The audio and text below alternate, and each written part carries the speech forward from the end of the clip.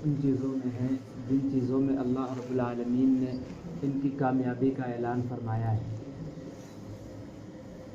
मेरे मोहतरम बुजुर्गों भाइयों, मुसलमानों की नीयत और आमाल जितने अच्छे होंगे, जितने उम्दा होंगे, जितने बेहतर होंगे, उसी के मुताबिक आसमान से इनके लिए फ़ैसले उतरेंगे। जैसे आमाल होंगे वैसे अल्लाह की तरफ से फ़ैसले उतरेंगे। कल तक मुसलमानों के आमाल अच्छे थे, मुसलमानों के अखलाक अच्छे थे, मुसलमानों का किरदार अच्छा था, मुसलमानों के माहौल अच्छे थे। अल्लाह रब्बुल आलमीन की तरफ से अच्छे फ़ैसले आ रहे थे। हमारे बुज़ुर्गों के आमाल अच्छे थे, उनकी रातों की इबादत अल्लाह के सामने रोते हुए गुज़रती थी। वो सुबह अल्लाह का नाम लेते थे, उठते बैठते चलते फिरते अल्लाह का नाम लेते थे, अल्लाह को याद करते थे, अल्लाह रब्बुल आलमीन के रज़ा वाले सारे काम करते थे। अल्लाह रब्बुल आलमीन की तरफ से वैसे ही फ़ैसले आ रहे हैं। लेकिन आज हम मुसलमानों के अमाल कमज़ोर हो गए, नीयतें कमज़ोर हो गई और ऐसे अमाल हो गए जिससे अल्लाह नाराज़ होते हैं। अल्लाह की तरफ से वैसे फ़ैसले आ रहे हैं। हदीस शरीफ में अल्लाह के नबी सल्लल्लाहु अलैहि वसल्लम ने फरमाया, जैसे तुम्हारे आमाल होंगे, जैसे तुम्हारे आमाल आसमान की तरफ जाएंगे, अल्लाह की तरफ जाएंगे, वैसे आसमान से तुम्हारे लिए फ़ैसले उतरेंगे। अगर तुम्हारे आमाल अच्छे जाने लगे, अल्लाह को राज़ी करने वाले आमाल तुम्हारे अल्लाह के पास पहुँचेंगे, अल्लाह रब्बुल आलमीन की तरफ से अच्छे फ़ैसले तुम्हारे लिए उतरेंगे। सहाबा किराम रज़ियल्लाहु अन्हुम अजमाइन की सोच और फ़िक्र और आमाल ऐसे थे कि अल्लाह राज़ी हो जाए। हर वक्त उनकी सोच और ये फ़िक्र होती थी, कुढ़नी होती थी, दिल की चाहत होती थी कि अल्लाह हमसे राज़ी हो जाए। हमारे बुज़ुर्गों के वाक़यात में भी लिखा है कि उनकी जो सोच होती थी, वो जो दुनिया में ज़िंदगी गुजारे, उनका मकसद सिर्फ एक होता था कि अल्लाह राज़ी हो जाए। ये मकसद होता था, दूसरा कोई मकसद नहीं। इसलिए जब मौत आती थी वो हर वक्त तैयार रहते थे, हर वक्त तैयार रहते थे और अपने अमाल को अच्छा करते थे। उनके अमाल अच्छे थे। जब वो मौत आती थी वो घबराते नहीं थे, परेशान नहीं होते थे, इसलिए उनके अमाल अच्छे थे। वो तो कहते थे कि अल्लाह रब्बुल आलमीन के पास जा रहे हैं, उस रब के पास जाने से कैसा डरना जिसके लिए हम नमाज पढ़ते हों, जिसके लिए रुकू में सुबहान रब्बियल अज़ीम कहते हों, जिसके लिए सजदे में सुबहान रब्बियल आला कहते, उस रब के पास जाने से हमें क्या डर। लेकिन जब आज हमारी मौत का वक्त आता है या बीमारी आती है, परेशानी आती है, हम घबरा जाते हैं, डर जाते हैं कहीं मौत ना आ जाए, इसलिए कि हमने अपने आमाल नामे को सियाह कर लिया, हमने आमाल नामे को अपने गंदा कर लिया, गुनाहों से भर दिया। कोई ऐसा एक अमल हमारा नहीं है जो ये हम कह सके कि ये अल्लाह इस अमल की वजह से हमें जन्नत दे दे। कोई एक अमल नहीं, कोई एक ऐसी नेकी नहीं, कोई एक ऐसी नेकी हमारे पास नहीं है कि हम अल्लाह रब्बुल आलमीन के सामने पेश कर दें और कह दे अल्लाह इस नेकी की वजह से हमें मेरा जन्नत में दाखिला कर दीजिए। अपनी जिंदगी पर नजर दौड़ाइए, देखिए कि ऐसा कोई अमल हमने आज तक किया है। कभी हमने तन्हाई में बैठकर अल्लाह के डर से रोए हैं, कभी हम तन्हाई में बैठकर अल्लाह के सामने और अपने गुनाहों पर आंसू निकले हैं। हम खुद जानते हैं आज हमारी रातें गुनाहों में गुजर रही हैं, दिन गुनाहों में गुजर रहा है, अल्लाह की नाफरमानी में गुजर रहा है। रसूल अकरम सल्लल्लाहु अलैहि वसल्लम की सुन्नतों को छोड़कर बसा औकात हम मजाक उड़ाते हैं सुन्नतों का। ऐसी जिंदगी हमारी गुजर रही। जब ऐसे हमारे अमाल होंगे, ऐसा हमारा किरदार होगा, अल्लाह रब्बुल आलमीन की तरफ से वैसे ही फैसले आएंगे। कल तक सहाबा किराम रज़ियल्लाहु अन्हुम अजमाइन के अमाल अच्छे थे, उनकी सोच ये थी, फिक्र ये थी कि अल्लाह हमसे राजी हो जाए। अल्लाह को राजी करने के लिए हमें अपना माल कुर्बान करना पड़ा, हम कर दें, हमें अपनी जान देनी पड़े हम दे दे, हमें अपने बच्चे ज़बाह करवाना पड़ा हम करवा दे, अब करवा दिया सहाबा किराम रज़ियल्लाहु अन्हुम अजमाइन ने।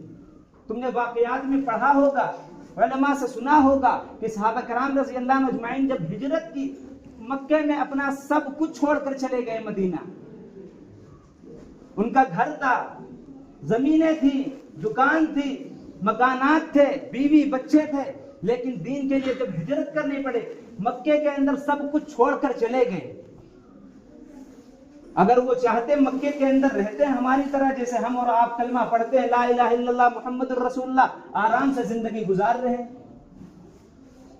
अल्लाह रब्बुल आलमीन ने कुरान मजीद के अंदर फरमाया इन्नल लज़ीना ला यरजूना लिक़ाअना वरज़ू बिल हयातिद दुनिया वत्मअन्नु बिहा, जिन लोगों को अल्लाह से मिलने का शौक नहीं है, अल्लाह का डर नहीं है, अल्लाह का मुलाकात का जज्बा नहीं है, वरज़ू बिल हयातिद दुनिया, वो दुनिया की जिंदगी से राजी हो जाते हैं, वो दुनिया की जिंदगी से खुश हो जाते हैं। वरज़ू बिल हयातिद दुनिया वत्मअन्नु बिहा, और इसी पर मुतमईन होकर बैठ जाते हैं। हम देखें अपनी जिंदगी, हमने कलमा ला इलाहा इल्लल्लाह मुहम्मदुर रसूलुल्लाह पढ़कर और दुनिया के काम में ऐसा लगे अल्लाह को भूल गए, कुरान को पढ़ना भूल गए, सुन्नत के मुताबिक जिंदगी गुजारना भूल गए। अल्लाह फरमाते अरज़ीतुम बिल हयातिद दुनिया मिनल आखिरा, क्या तुम दुनिया की जिंदगी से राजी हो गए? फमा मताउल हयातिद दुनिया फिल आखिरति इल्ला कलील, याद रखना है दुनिया की जिंदगी बहुत थोड़ी है, ये दुनिया की जिंदगी बहुत कम है। मुसलमानों को ये बातें समझाने की जरूरत नहीं है, वो जानते हैं दुनिया की जिंदगी बहुत थोड़ी है, ये बातें बताने की जरूरत नहीं है।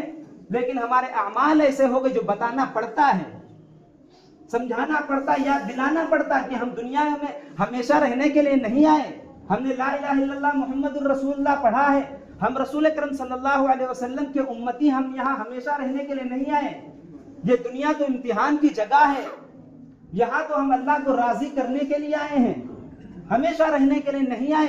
हमें तो मालूम होना चाहिए और इस मालूम होने के मुताबिक अल्लाह के हुक्म के मुताबिक जिंदगी गुजारनी चाहिए। लेकिन हम कैसे जिंदगी गुजार, हम नमाज पढ़ना भूल गए, रोजा रखना भूल गए, हज करना भूल गए, ज़कात देना भूल, सब भूलते चले गए। हमें याद है तो दुनिया याद है, हमें याद है तो अपने पेट की फिक्र है, माश की फिक्र है, रिस्क की फिक्र है। हालांकि रज़्ज़ाक़ को हम भूल गए, हम रोजी कमाने में ऐसा मस्त हुए कि अल्लाह को भूल गए। हम चाहते कि हमारी रोजी मिल जाए, बंगला बन जाए, गाड़ी मिल जाए, जमीनें हो जाए, प्लाट हो जाए, लेकिन रज़्ज़ाक़ को नाखुश करके, अल्लाह की नाफरमानी करके ये चीजें हासिल कहां से हो सकती है? अगर हासिल हो जाएंगी इनमें सुकून नहीं मिलेगा। हम रज़्ज़ाक़ को खुश करके रिज़्क़ हासिल करें, देखो कैसी बरकत अल्लाह देंगे। ये बातें हमें हमेशा याद रखने की जरूरत थी। अल्लाह के नबी सल्लल्लाहु अलैहि वसल्लम ने क्या फरमाया था? अक्लमंद और होशियार वही है जो मरने से पहले मरने की तैयारी कर ले, और बेवकूफ और जाहिल वो शख्स है जो तैयारी कुछ ना करे, आमाल कुछ ना करे, अल्लाह से अच्छी अच्छी उम्मीदें करे कि अल्लाह गफूरुर रहीम, अल्लाह तो बख्श देंगे, अल्लाह तो माफ कर देंगे। अगर ये सब हम समझ लें कि अल्लाह माफ कर देंगे तो कोई जरूरत नहीं नमाज पढ़ने की, कोई जरूरत नहीं मदारिस की, कोई जरूरत नहीं उलमा की, बंद कर दिया जाए, ये सब बंद कर दें और कहें इस पर मुतमईन बैठ जाए कि अल्लाह गफूर रहीम है। इसीलिए हम तो नमाजें नहीं पढ़ते, और क्या वजह है? हमें जब अजान होती है हमें सुनाई देती है, हमें पता है अल्लाह बुला रहे हैं। तारीख में कहीं नहीं मिलता कि किसी ने नमाज छोड़ी हो। 1,29,000 सहाबा किराम गुजर गए, कभी किसी सहाबी ने एक नमाज नहीं छोड़ी। और आज हमारे यहाँ एक माहौल चला है, एक घटिया माहौल चला है कि 2 रकात पढ़कर 70% मुसलमान मस्जिद से बाहर हो जाते हैं। चाहे गांव हो, कस्बा हो, देहात हो, शहर हो, हर जगह ये घटिया माहौल चला है कि 2 रकात नमाज पढ़ के मस्जिद से बाहर। ये कौन सा माहौल बनाया है तुमने? 2 रकात क्या हाजिरी होती है या हाजिर? हम रजिस्टर पर नाम लिखाने के लिए आए हैं। 14 रकात जो फर्ज है कौन पढ़ेगा, कहां पढ़ते हैं? इसलिए हमारी जिम्मेदारी हम पूरी नमाजें पढ़ें। अगर सुबह से हमने तैयारी की है नमाजें पढ़ने की, जुमे की नमाज पढ़ने की हमने तैयारी, पूरी नमाजें पढ़े। अल्लाह के लिए जो घटिया माहौल बना हुआ है कि 2 रकात पढ़ के मस्जिद के बाहर हो जाए, ये माहौल खत्म करें। हम आए हैं नमाज पढ़ने के लिए, हम पूरी नमाज पढ़ कर जाए, वरना हम इस हाल में आए हैं अल्लाह को राजी करने के लिए। जब हम मस्जिद जाएंगे अल्लाह राजी नहीं नाराज होंगे, इसलिए हमने नमाजें नहीं पढ़ी। इसलिए जरूर इस बात की हम सब नमाजों की पाबंदी करें और पूरी नमाजें पढ़ें। अल्लाह रब्बुल आलमीन हम सबको